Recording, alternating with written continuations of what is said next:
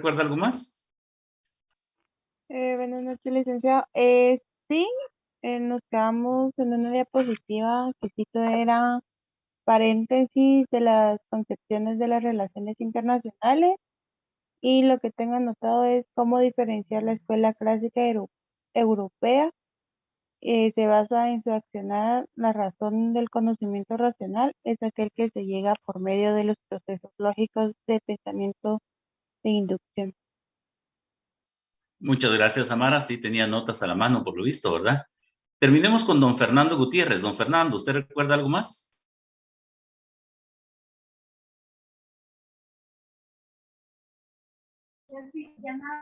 Licenciado, la verdad yo no tengo mis apuntes a la mano. Estoy con un celular. Bueno, don Nelson nos recuerda que revisamos esa idea del pacta sunt servanda dentro de los racionalistas, ¿no? Muy bien, regresemos entonces, jóvenes, a donde nos habíamos quedado. Vuelvo a presentarles.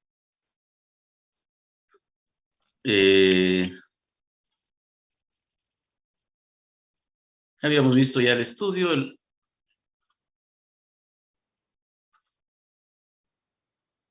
Esto era lo que habíamos visto, ¿no? El paréntesis, que habíamos salido de eso y habíamos discutido las tradiciones clásicas.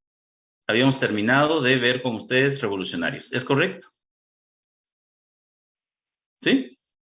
Entonces, solo recordemos así a grosso modo, jóvenes, recordar las concepciones nos sirvió, como bien nos decía Samara, fue que nos recordó, ¿no? La diferenciación, el tipo de conocimiento que había detrás de cada concepción. Luego vimos las tradiciones, o sea, esa forma de entender el mundo y de tratar de explicarlo y decir cómo hacerlo. Ya habíamos visto realistas, racionalistas, revolucionarios. Habíamos visto que realistas y racionalistas corresponderían, si viéramos las concepciones, a un mismo tipo de pensamiento también, ¿se recuerdan? Sería la escuela clásica. Estos dos proponen conocer naturaleza humana para poder explicar al final el sistema internacional, porque pasamos de la naturaleza humana, podemos entender el Estado y el Estado en un sistema anárquico. La racionalidad habíamos visto que era tener información previa para poder tomar decisiones. Y esa información tenía que ver con conozca la legislación.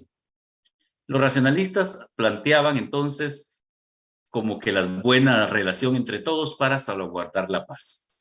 ¿Sí? Hacia ahí habíamos llegado con tradiciones.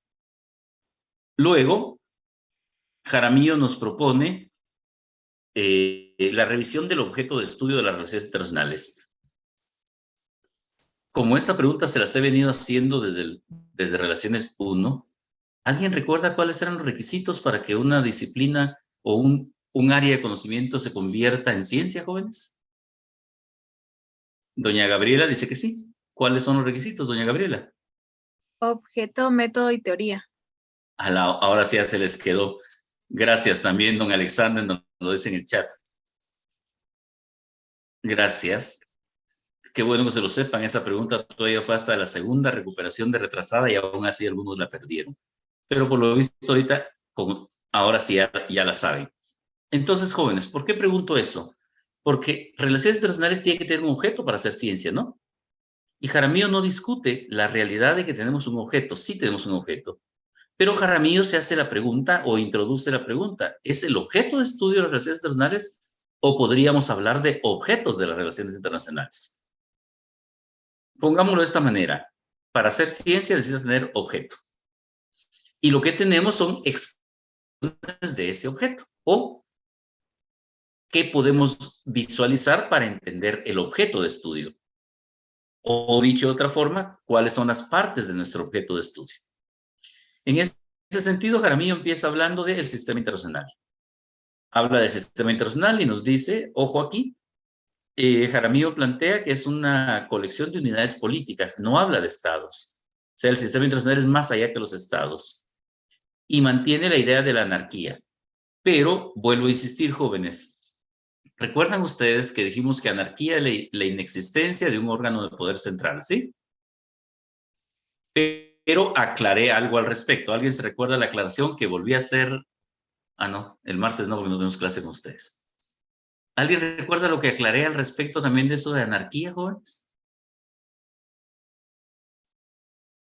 Porque esas dos cosas son las que complementan la idea de anarquía. Primero, no hay un poder central, esa es básica. Pero la descripción de anarquía va más allá. Roberto.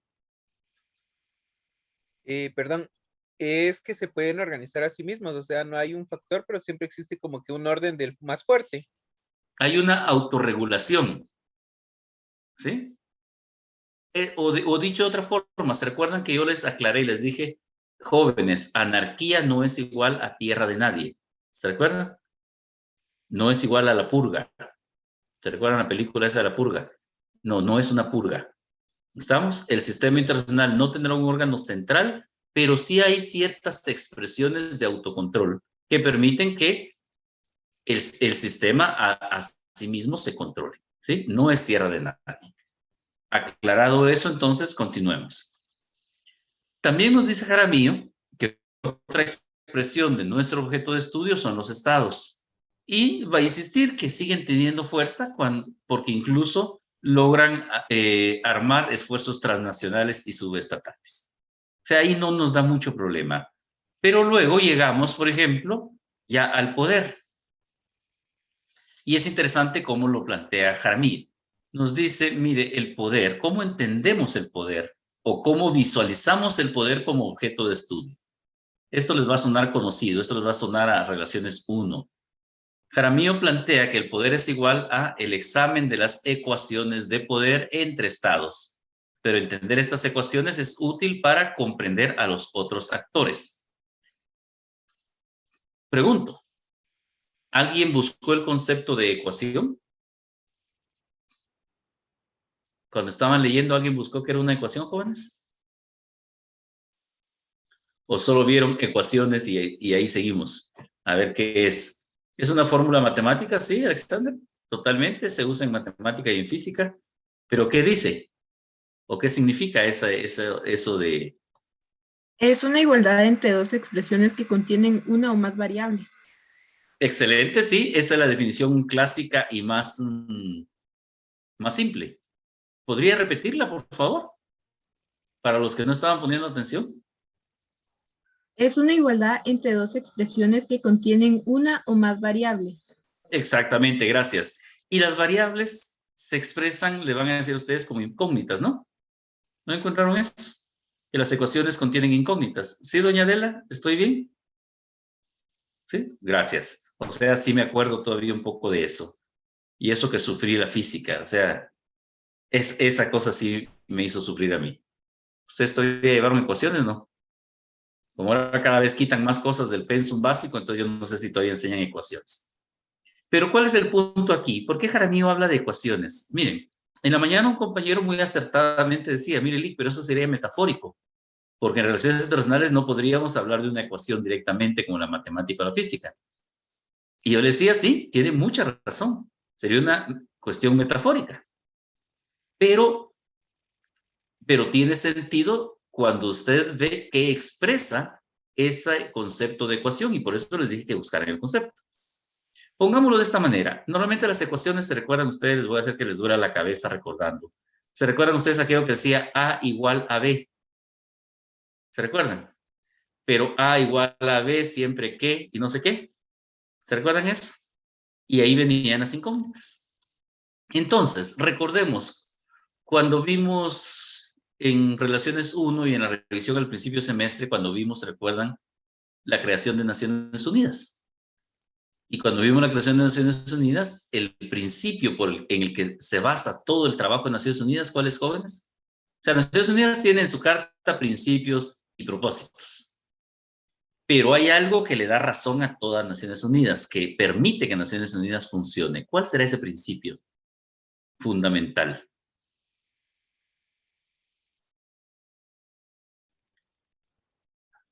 Yo confío que cuando lleguen organismos internacionales van a decir, sí, eso lo vimos en Relaciones 1. Buscar la unión, a eso aspira Kevin.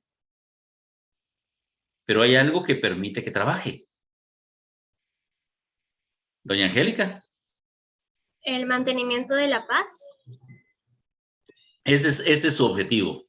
Eso es lo que tiene que lograr. Pero felicitaciones por lo valiente de decir, yo lo digo y no solo lo escribo, ¿verdad? El idealismo, dice Roberto, Naciones Unidas es la expresión máxima del idealismo, Roberto. El reconocimiento internacional, no sé a qué se refiere, Nelson.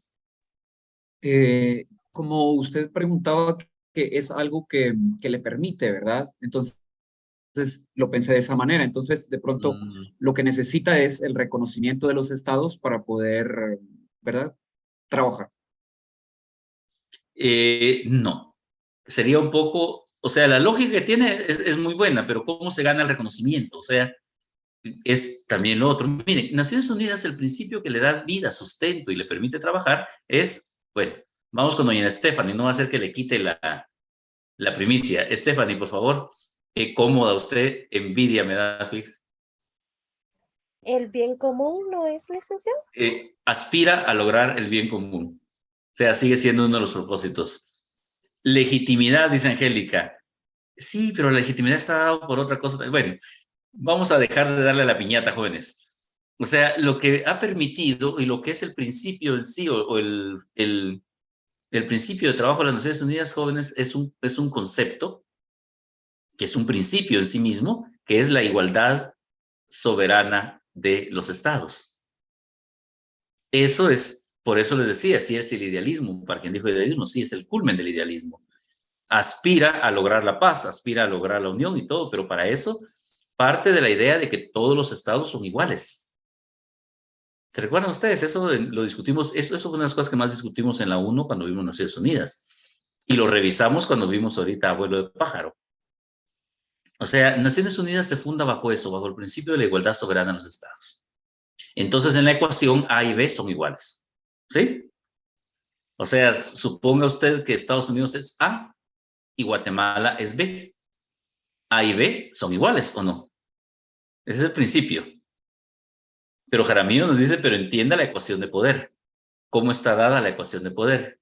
Y ahí es donde vienen estas variables que bien nos mencionó, ¿quién fue? Adela fue la que nos dio esa última, ¿no? Sí, esas ecuaciones y estas variables que les decía se expresan con incógnitas, ¿no? Entonces, haga la ecuación usted entre A y B y descubra las incógnitas. ¿Se recuerda esas formulitas que decía descubra cuál es el valor de? Entonces, lo que nos dice Jaramillo, mire, quiere entender el poder internacional, entienda cómo los estados lo manejan, ¿sí? Para poder entender a otros actores. Entonces, A y B son iguales. Guatemala y Estados Unidos son iguales, sí. Una variable, economía. A y B son iguales. ¿La economía es igual? A y B son iguales. ¿Las fuerzas militares son iguales? Miren, ayer veía yo un documental en el que se ponían a tratar de analizar las fuerzas de cada estado, no en función solo de tamaño, sino comparando lo que significa cada cosa. Y miren, me quedé así como, wow. Decían, el equipo que lleva, por ejemplo, porque Estados Unidos sí tiene fuerzas armadas, ¿cómo se llama? Profesionales, a diferencia, por ejemplo, de otros estados que recurren mucho a las reservas. Pero sí, un soldado de infantería gringo equipado lleva encima $10,000. Cuando usted lo ve en esa forma, usted dice, puchica, $10,000 para equipar a un soldado. ¿Cuánto llevará encima un soldado guatemalteco?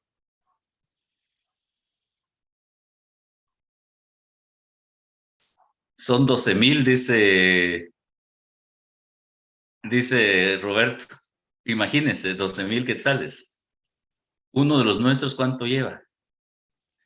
Ese Joshua sí es pura lata, va mal pensadote el hombre. Pero a lo que vos... Miren, el soldado regular de otras fuerzas armadas lleva $500 encima. O sea, estamos hablando de fuerzas armadas grandes. $500 contra $10,000. ¿Cuánto lleva el guatemalteco? Como que mejor ni pensamos, ¿verdad?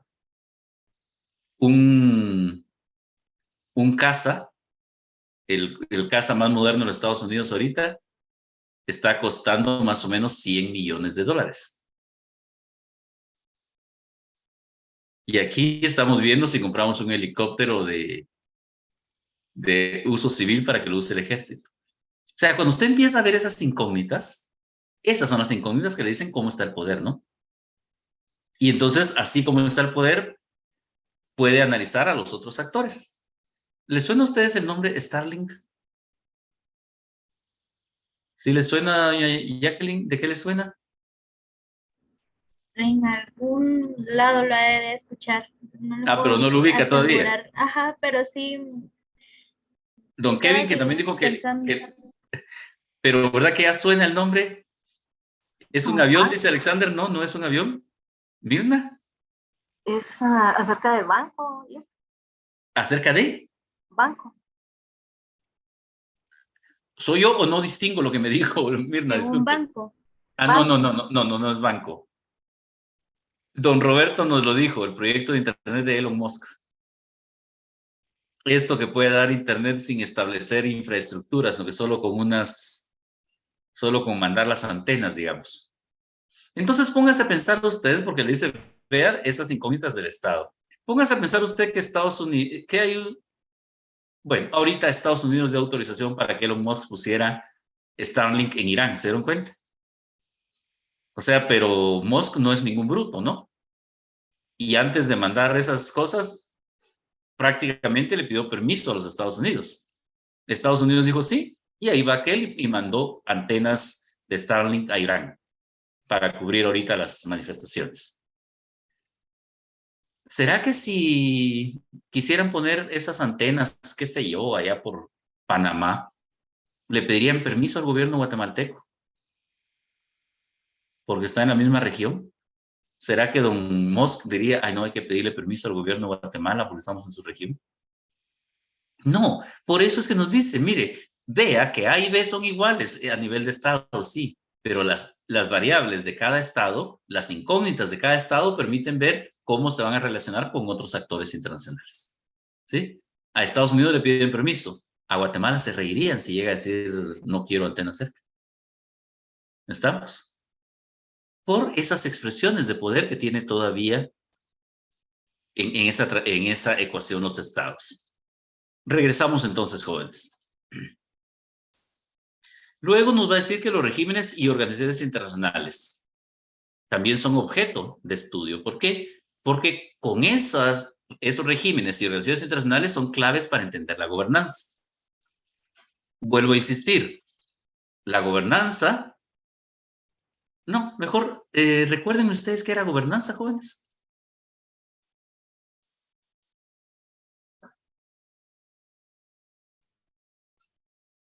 ¿Alguien recuerda qué es gobernanza o no?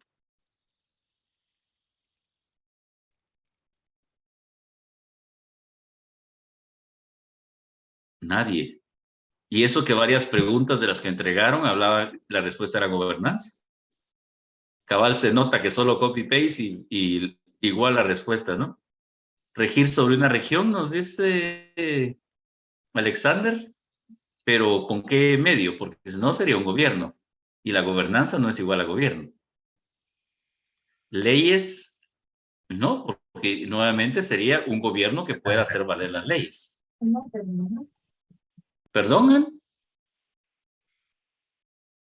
¿Un poco más fuerte, Anthony? Se chivió. Vamos, don Roberto. El monopolio de la violencia, ¿no? Ese lo tiene el gobierno siempre, el Estado.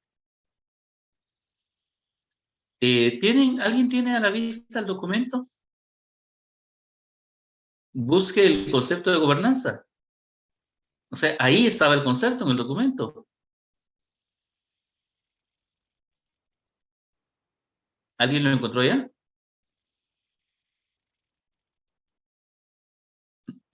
De acuerdo, Anthony.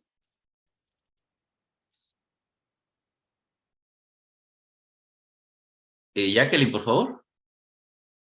Dice que es una forma de gobierno basada en la interrelación equilibrada del Estado, la sociedad civil y el mercado. Gracias, Jacqueline. Exacto, ese es el del documento, ¿no? Si usted busca el de la Real Academia, le da otro. Me imagino que, por ejemplo, el que nos da Alexander tiene que ver con otro concepto. Pero Jaramillo nos propone esto, nos dice, mire, La gobernanza se logra cuando se puede trabajar, digamos, la autoridad del Estado o el gobierno, la sociedad civil y el sector economía. ¿Por qué? Porque para lograr que un Estado prospere necesita esas tres cosas, ¿no? El Estado que guíe, la sociedad civil que de alguna forma fiscalice o audite, y la economía para garantizar las condiciones mejores económicas que permitan un posterior desarrollo. ¿Sí? Es decir, gobierno, sociedad civil y economía tienen que ir de la mano para lograr gobernanza. Veámoslo de esta manera.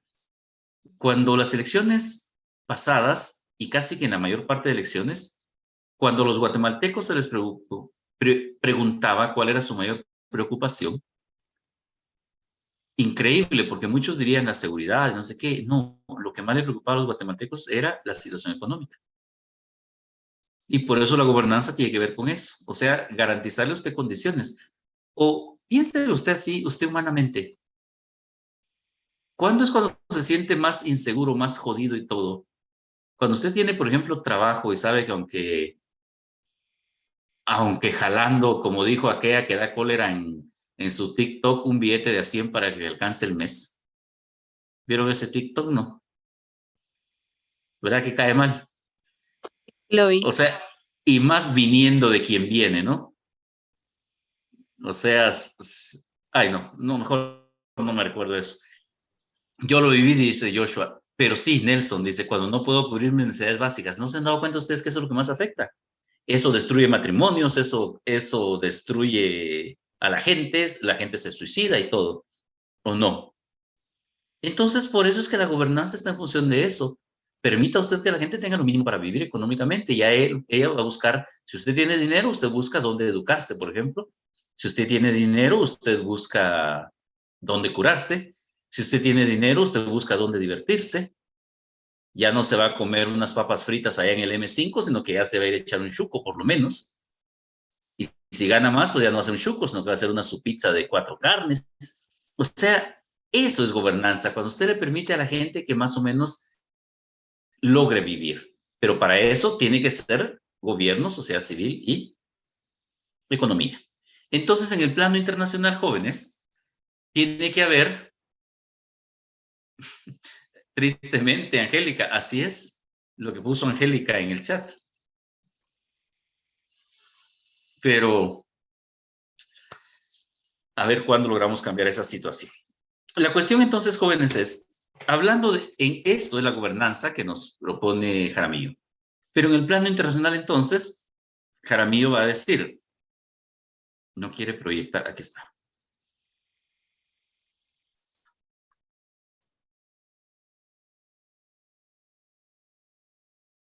Ya lograron verlo, ¿verdad? Muy bien, gracias. Nos dice, los regímenes y organizaciones internacionales son claves para entender la gobernanza. Es decir, hagamos la analogía, jóvenes. En el plano nacional dijimos gobierno, sociedad civil y sector economía, ¿no? En el plano internacional, regímenes y organizaciones internacionales serían esa expresión, un símil de gobierno trabajando con sociedad civil. ¿Cómo funciona esto? Miren, ahorita con la guerra Ucrania-Rusia, se fue esto.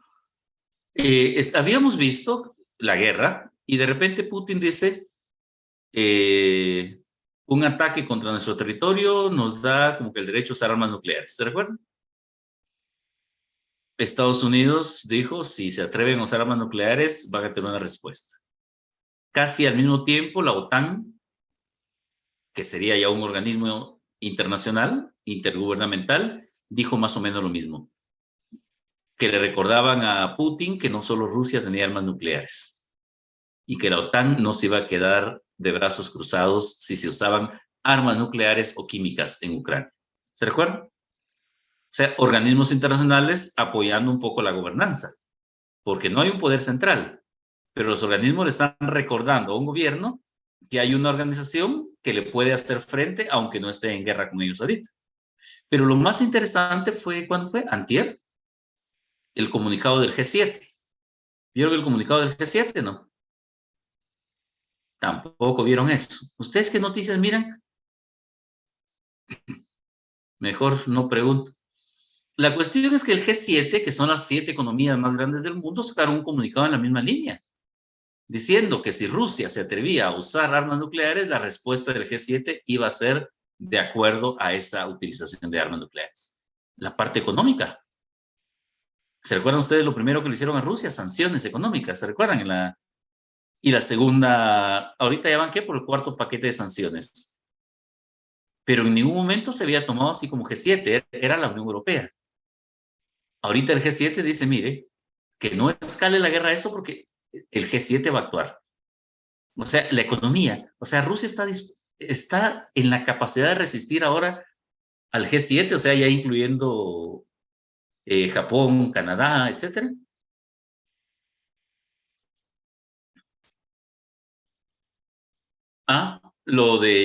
Joshua, lo que Biden dijo, que de hecho Biden dijo, vamos a tener que revisar nuestras relaciones con Arabia Saudita. ¿Sí? Entonces, jóvenes, eso es lo que nos plantea Jaramillo.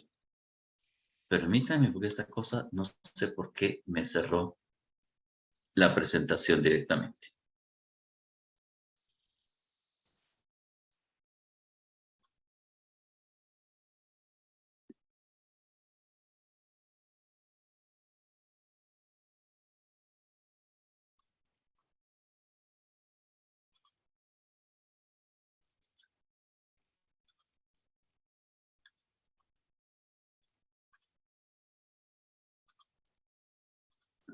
Ahí está. Nuevamente es visible, jóvenes. Gracias. Entonces, jóvenes, la gobernanza internacional entonces no está dada por un gobierno central porque hay anarquía, ¿sí? La gobernanza internacional entonces se está dando gracias a que hay regímenes y organizaciones internacionales, ¿sí? Eso es lo que permite que funcione la gobernanza. Entonces estaríamos viendo un símil de una idea de gobierno con una sociedad civil articulada en el que el factor económico sigue siendo importante.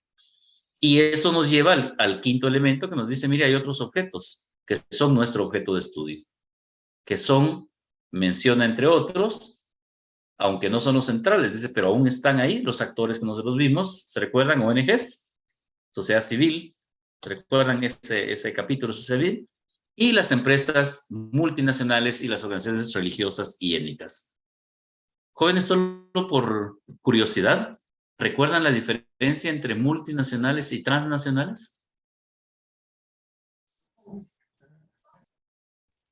¿Alguien recuerda la diferencia? Jennifer, por favor. Hablando de empresas, licenciado. Así es, empresas multi y empresas transnacionales. La diferencia es por su capital, que el capital sobrevive con un capital propio y el otro es múltiples capitales. Gracias. Don Roberto nos lo pone también en el chat. Le completa a doña Jennifer. Dice, multi es de varios y trans de un solo capital. Exactamente. Entonces, Jaramillo nos dice, mire, hay que ver a las ONGs, hay que ver a las empresas y hay que ver el sector religión. Viene el caso. La semana pasada Putin cumplió años, ¿se recuerdan? ¿Y se recuerdan lo que dijo Kirill en el saludo, digamos, o hablando del cumpleaños de Putin? Bueno, primero, ¿saben quién es Kirill, verdad?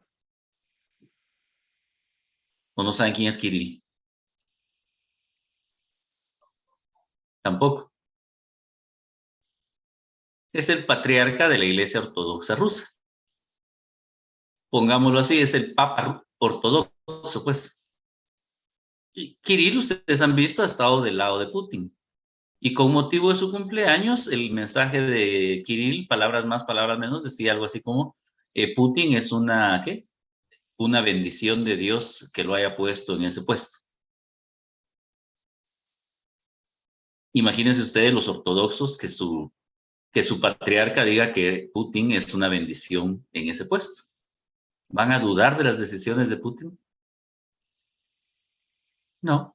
Por eso nos dice Jaramillo, mire, también la religión es objeto de nuestro estudio. No por la religión, aclaremos, ¿no? Sino por lo que sus decisiones, sus propuestas pueden significar. O sea, yo me pongo a pensar cuando hace un montón de años que mi abuela estaba viva, ¿verdad? O sea, cuestionarle al Papa era cosa seria, era meterse en líos. ¿Sí? Lo mismo sería en este otro lado, o sea, la religión no por religión, sino la influencia que logra tener. ¿De acuerdo? Y entonces, al final, jóvenes, ¿tenemos objeto de estudio? Sí. Pero para estudiar ese objeto de estudio podemos estudiar cualquiera de estas expresiones. Es decir, nuestra investigación, nuestro trabajo, nuestra propuesta puede ir en cualquiera de estas líneas, porque todo esto es parte de nuestro objeto de estudio. Por supuesto, esto pasa porque usted esté claro de qué es cada cosa. Esto pasa porque tenga información. ¿De acuerdo? Pasa porque usted se haya formado y pasa muchas veces también y lamentablemente por qué esté trabajando usted y quién le esté pagando. ¿De acuerdo? Pero tienen que manejar esos datos. Luego vamos hasta acá. Ontología, epistemología y método. Para no ponerlos en aprietos de ver qué es cada cosa, pues les puse de una vez ya lo que dice la RAE, ¿sí? De cada uno. Empecemos con la ontología. Según la RAE, es la parte de la metafísica que trata del ser en general y de sus propiedades trascendentales. Es decir, viéndolo desde relaciones internacionales, porque lo que nos interesa aquí es el método que nosotros usamos. Y se recuerdan que método es igual a... ¿Alguien puede buscar? Yo sé que ya lo saben y me van a decir para qué me pide que lo busque, pero ¿pueden buscar el concepto de método, por favor? Licenciado, es un conjunto de pasos o normas a seguir en el ámbito científico, ¿verdad?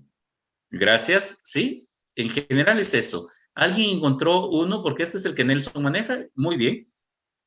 Pero es concepto de trabajo, es algo así como de los que yo les di de relaciones, ¿no? ¿Alguien puede buscar un concepto técnico? También como un modo ordenado y sistemático para llegar a un fin definido. Exactamente, la cuestión nos aporta don Anthony, llegar a, por ahí va la cosa. ¿Alguien encontró alguna otra descripción?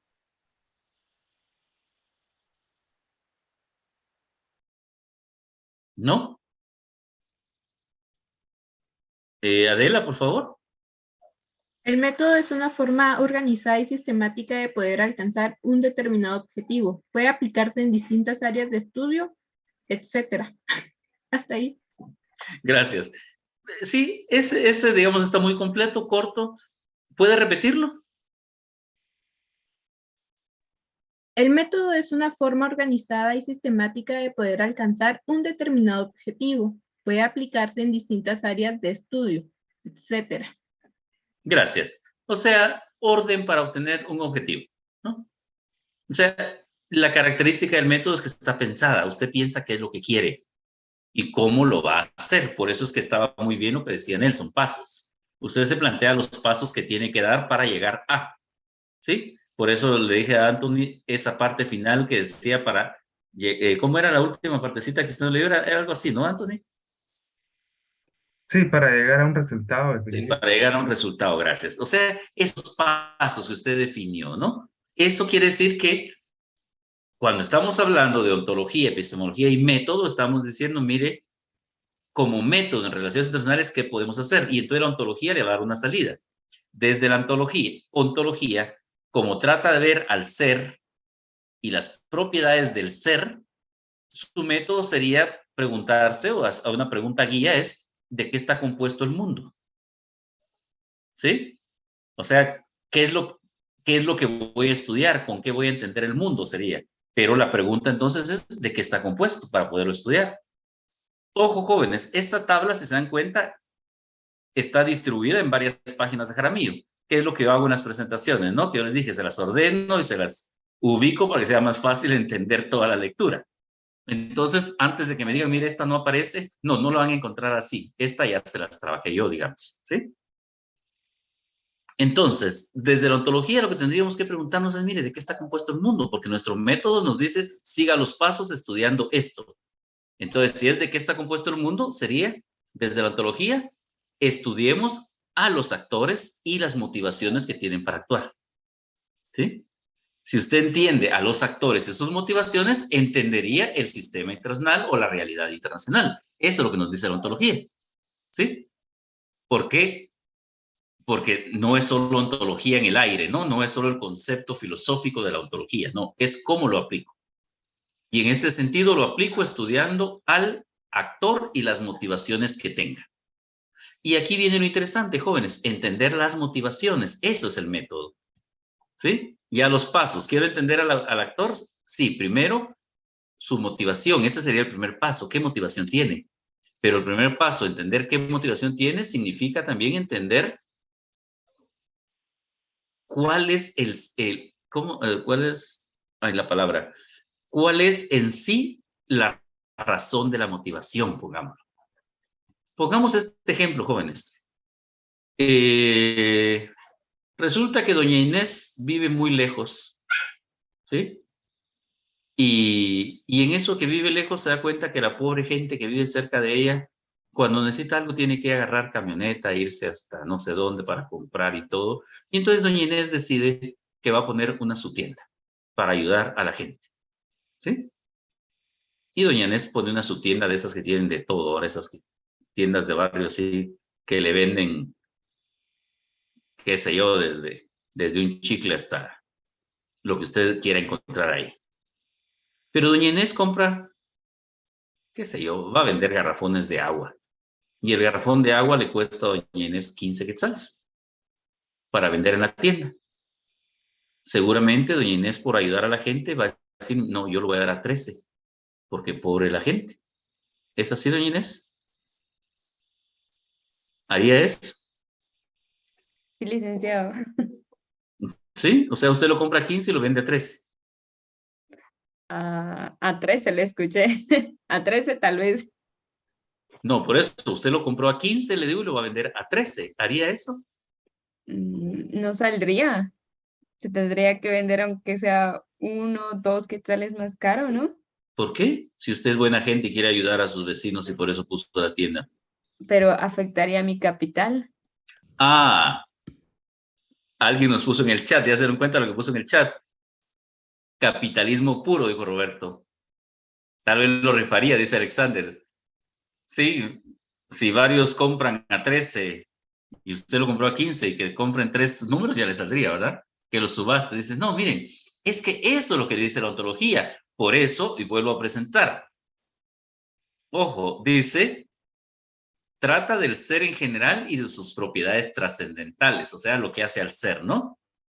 Entonces, doña Inés es muy buena gente. Doña Inés está preocupada por sus vecinos, por eso va a poner la tienda. ¿Sí? O sea, es buena gente. Pero la pregunta es, ¿pero de qué se compone el mundo ya en relaciones internacionales? Y entonces se compone de actores, y los actores tienen motivaciones. ¿Que pasan por lo trascendental? Sí, pero lo que dijo Inés, no me saldría, me afectaría a mí. ¿Qué dijo? Mi capital. ¿Sí? Así es. O sea, usted termina de vender los primeros garrafones y ya no puede comprar más porque no tiene con qué, porque los dio más baratos de lo que le... ¿Sí? Entonces, a veces, jóvenes, por ejemplo, queremos entender el capital, pero no nos damos cuenta que la naturaleza trascendental del capitalismo es ganar o no. Entonces, ¿cómo le va a exigir a usted a las empresas? Porque todos dicen, pero mire, pongamos un ejemplo. Pasa el McDía feliz y dijeron, mire, ganamos no sé cuántos millones vendiéndole los Big Mac, ¿sí? Pero rápido en los chats que yo vi en las redes sociales decían, pero si Mac bien podría haber dado todo ese dinero sin necesidad de hacer todo eso. Pero si Mac con todo el dinero que tiene, ¿por qué no solo regala el dinero? ¿Es eso entender al actor, jóvenes? ¿Es entender la naturaleza trascendental del actor que se llama empresa? No. Entonces, jóvenes, por eso que he insistido, el internacionalista es profesional y no significa que alabemos y le hagamos porras a la iniciativa privada, pero significa entender a la iniciativa privada a nivel internacional y ver que nadie va a vender más barato de lo que compra. Pero nosotros sí debemos aportar haciendo que sea más socialmente sostenible eso, ¿sí? Pero no podemos pretender que el actor cambie su naturaleza. Eso es lo que nos dice la ontología. Solo si está lavando dinero, dice Alexander. Dice Alexander, sí, yo no sé en qué mundo vive, pero tira unas sus cosas. Pero tiene razón, o sea... Era sí, pregunta, licenciado. ¿Perdón? Era pregunta. No, es que tiene razón, miren. La última vez que estuve en Panamá, yo no sé si alguien de ustedes ha estado por ahí ahorita después de pandemia y todo, yo estuve prepandemia. Daba gusto cuando usted bajaba ya desde el avión y agarraba toda esa vía grande y entrar a las ciudades del aeropuerto, toda la parte malecón, digamos, todos esos edificios de vidrios y una belleza de edificios de lado a lado, y usted se quedaba así, puchiga, ¿cuánta empresa, cuánta cosa deberá haber aquí en Panamá? O algunos que sean de apartamentos, entonces, puchiga, toda la gente aquí había en apartamentos, y me bajó así de romplón alguien del gobierno panameño, ¿verdad? Alguien que estaba en una institución de gobierno que tenía que ver con seguridad, ahí le digo todo. Y entonces cuando yo comenté eso, que le dije, aquí sí que de veras que pujante está todo, ¿verdad? Pues, cállate, me dice. La mayoría de esos están vacíos. ¿Cómo así? ¿Cómo están construyendo si están vacíos? Sí, me dice, es lavado de dinero. O sea, se puede construir y construir muy bonito y todo porque había que meter el dinero. Algo así está pasando en Guatemala, no se han dado cuenta. Se construyen edificios, nadie compra, pero los edificios están ahí. Entonces, don Alexander no está lejos. Sí puede ser que si hay lavado de dinero, usted pueda vender más barato, por ejemplo. Doña Adela. Wow, ese último factor no lo había visto, pero en Guatemala yo he estado también siguiendo un poquito y debido a la especulación sobre la vivienda, en la cual si bien se construyen varias torres de apartamento, lo que se aspira es tener cierto lujo o cierto estatus social para que así poco a poco se vaya incrementando, ¿cómo se llama? El valor de la vivienda, haciendo menos inalcanzable el poder adquirir una propia y siguiendo rentando. Por eso le digo, me sorprendió esto último que había escuchado porque no lo había leído anteriormente. Sí, pues es una de las cuestiones que ahorita, por ejemplo, en Guatemala se empieza a ver y que están investigando, porque hay mucha construcción vacía. ¿No se han dado cuenta ustedes que ofrecen y ofrecen y no se compran los apartamentos? Bueno, además de los apartamentos tipo cuarto que le dicen que ahí está todo, el otro día me quedé asombrado. No, uno que algo así como que la cocina estaba donde iba la cama, algo así. ¿No vieron eso? Que se burlaban en las redes porque usted tenía que guardar su cama y convertirlo en cocina. Y después solo estaba el baño y no sé qué. O sea, una cuestión así, el monoambiente. Sí, pero este sí es un ambiente para mono y encarcelado. Porque son unas cosas así, miren, increíble. Yo vi el plano ese que vendían y estilo japonés, dice Roberto, sí, pero o coreano. Bueno, hay de todo en la viña del Señor, ¿verdad? Pero el punto, jóvenes, es lo que nos plantea entonces, carísimos, por cierto, diría la vieja que, perdón, la artista esta.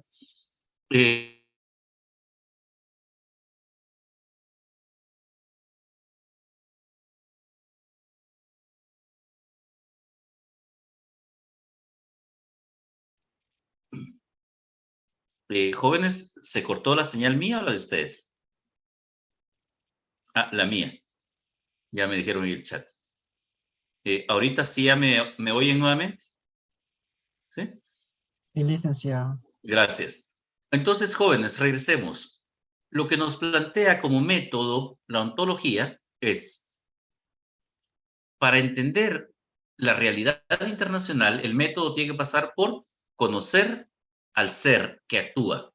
Pero eso es metafísico, ¿no? O sea, eso sería el humano, porque es filosofía. Eso es entender a don Alexander. ¿Sí?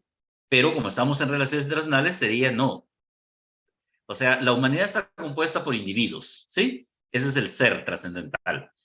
Pero en el plano internacional, el mundo, ¿de qué está compuesto? Y el mundo está compuesto de actores. Y cada actor tiene una motivación. Al empresario usted no le puede pedir que su motivación sea el bien común. Eso le toca al Estado. Esa debe ser su motivación. Al empresario usted le tiene que entender que su motivación es el lucro. Si no, no sería empresario. ¿Sí? Pero por eso insisto, no es que lo aceptemos de que gane lo que le dé la gana, no. Pero tenemos que entender que su principal motivación es ganar. ¿Estamos? Hay una diferencia en eso. Así como no puede pretender usted que, qué sé yo, los organismos internacionales cambien también su motivación de actuar. O que las ONGs cambien su motivación. No, eso es lo que nos dice la ontología. Entienda que el mundo está formado por actores. Entonces, el método pasa por entender a los actores y qué los motiva a actuar de esa manera. Entonces, entienda a los estados porque actúan porque son estados. Entienda a las empresas porque actúan así, porque son empresas.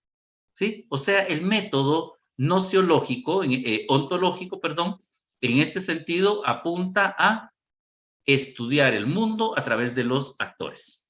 ¿Sí? Ese es el método ontológico. Luego vendría la epistemología. La epistemología, nuevamente, repito, es la descripción de la RAE. La epistemología es la teoría de los fundamentos y métodos del conocimiento científico. Esto ya suena más a nosotros, ¿no? ¿Y cuál es la pregunta que tendríamos que plantearnos desde el método epistemológico? Si es la teoría de los fundamentos y métodos para obtener conocimiento científico, la pregunta sería ¿cómo se accede al conocimiento? ¿Se dan cuenta? La primera era ¿qué estudio? Estudio a los actores. La epistemología le dice no, no es solo los actores, es más bien vea cómo obtiene conocimiento. Eso es conocimiento general, digamos. Y entonces, ¿cuáles son los indicadores que nos plantea? Las fuerzas materiales dice que se pueden observar y medir. La unidad moral de la sociedad y la existencia de principios y normas.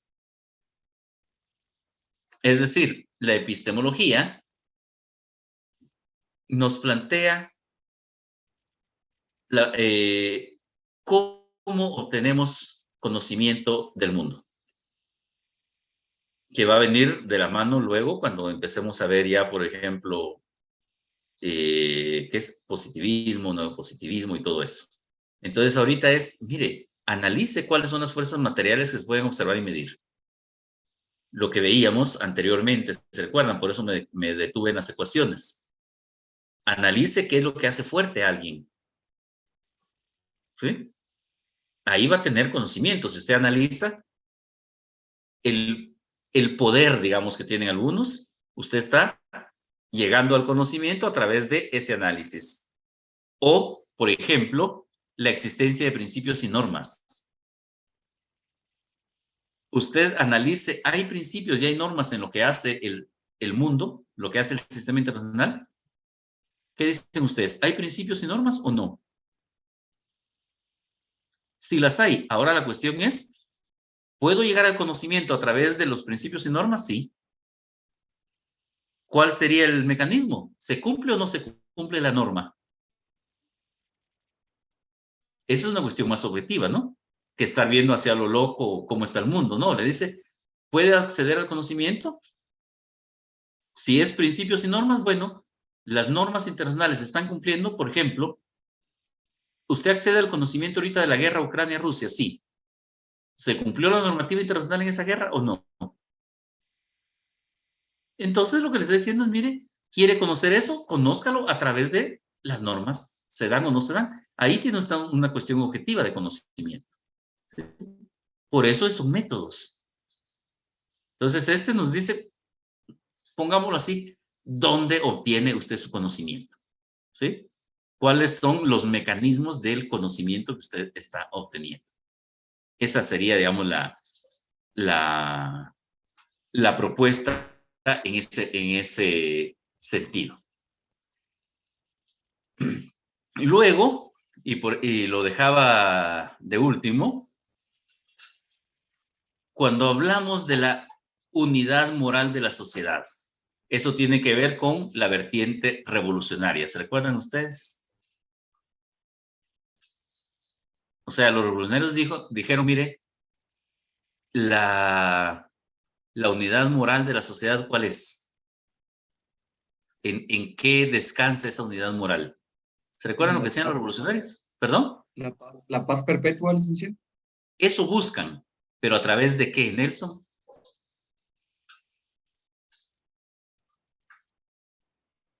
O sea, hacia eso tiene que llegar, la paz perpetua.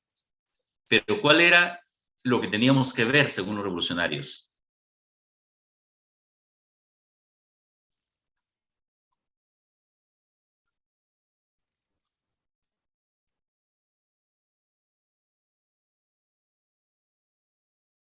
¿Ya vio cuál, Nelson?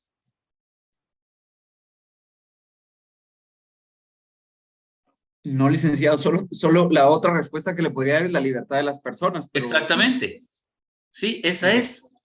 O sea, la libertad de las personas. Esa es la reserva, digamos, moral. O sea, usted tiene que pretender, según esta unidad moral de la sociedad, ¿cómo llego yo al conocimiento viendo qué tan libres son las personas? ¿Sí? ¿Cuánta libertad hay en el mundo? ¿Hay o no hay libertad para que usted decida lo que quiere?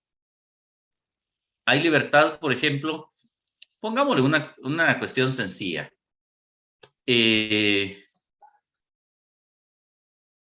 Estamos hablando del método para llegar a conocernos, dijeron los epistemólogos, ¿no? ¿Cuánta libertad tiene Nelson, por ejemplo, para... perdón el ejemplo como lo voy a poner, Nelson, pero ¿cuánta libertad tiene Nelson para ser hombre en la sociedad guatemalteca?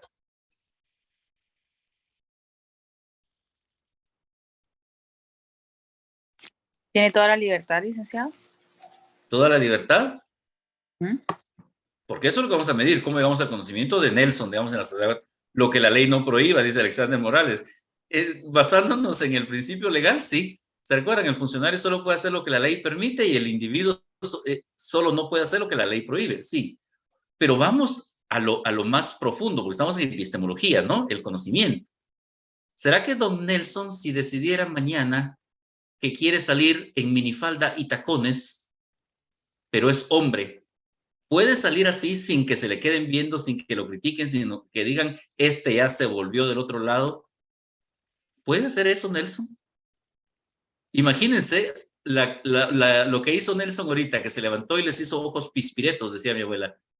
¿Se imaginan ustedes que mañana don Nelson estuviera con sombras, labial, pestañotas? Ustedes tal vez no le dirían nada así, pero entre ustedes dirían, ya viste a ese Nelson. Empezarían en el chat de los que tienen chat personal, ¿y este qué onda? Esas son libertades, o sea, no es solo la libertad formal, ¿sí?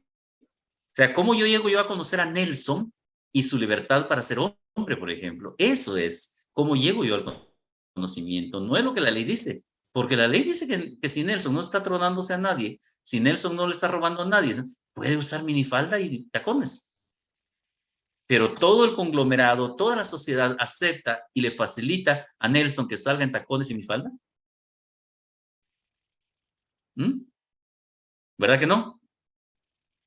Entonces, eso es lo que nos dice ese método, acérquese. Lo vamos a ver luego cuando veamos a los positivistas un poco más en esa línea, ¿no? Ahorita estamos introduciéndonos. O sea, en ese método epistemológico la cuestión pasa por la libertad. En el plano internacional, ¿qué libertad hay realmente?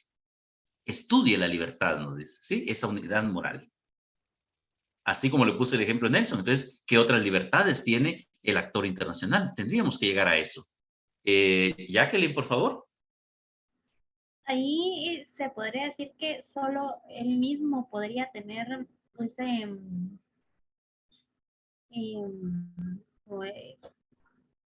de tener como esa idea o esa libertad de poder decir yo si quiero pues algo en minifalda o si no, no, o en otras circunstancias, solo él se podría limitar a hacer eso. Sí y no, Jacqueline. Él puede decidir usarlo o él puede limitarse. La cuestión es, ¿por qué se limitaría? Ahí es donde viene dada la libertad. O sea, se limitaría porque él diría, ah, no, yo siempre me he querido ver, no sé cuánto mide Nelson, pero Nelson podría decir, como yo mido 1,80, Siempre he querido ver mis piernas largas, así con una minifalda y en tacones, ¿sí? Es mi sueño verme así. Pero podría decir, pero esa Jacqueline cuando me mire, saber qué me va a decir. O sea, no es que usted le vaya a pegar, ¿me explico? Pero es esa influencia que genera la sociedad, ¿sí? Eso restringe la libertad. Por eso nos dicen, mire esa unidad moral, o sea, ¿dónde queda? La presión social, exactamente, Alexander. Y en el plano internacional pasa lo mismo. Un actor puede pretender actuar de determinada manera, pero puede que se restrinja por la presión, ¿sí? Lo que vimos ahorita, Biden amenazando a Arabia Saudita. Vamos a tener que revisar nuestras relaciones con Arabia Saudita. Pero Arabia Saudita es un país soberano, ¿no? Pero habrá que ver qué tanto le cala ahorita que Biden diga vamos a tener que revisar nuestras relaciones. 5 países votaron en contra de condenar la anexión ilegal de tierras de Rusia, ¿se dan cuenta? Y Rusia quería que la votación fuera secreta. ¿Por qué? Porque seguramente si hubiera sido secreta, algunos países, aunque sea solo por llevarle la contraria a Estados Unidos, hubieran votado en contra de la resolución. ¿Me explico? Por eso es que todos los epistemólogos nos dicen, mire, el método es ver cómo llegó al conocimiento usted de las cosas. ¿Sí? Jennifer, por favor.